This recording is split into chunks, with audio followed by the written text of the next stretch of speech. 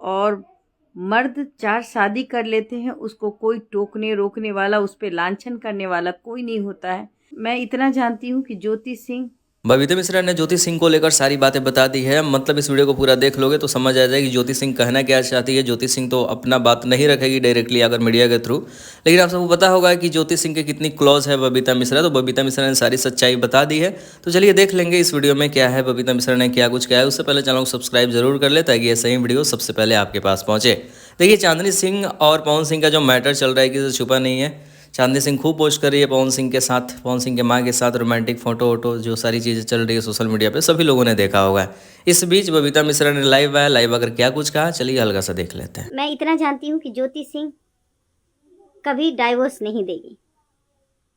वो अपने मुझसे उन्होंने ये कहा कि मैं अपने पति के मांग में, जो मेरे पति ने जो मेरा मांग भरा है, वो सिंदूर की लाज में रखूंगी। तो पवन सिंह का घुमा हुआ रिश्ता, पवन सिंह चांदनी सिंह, पवन सिंह ज्योति सिंह, अब किसके बीच में आकर खत्म होता है तो देखना इंटरेस्टिंग होगा। पूरी तरह से बवाल हो चुका है। आप सब इन सभी मुद्दों पे क्या कुछ करना बातों को जरूर लिखिएगा।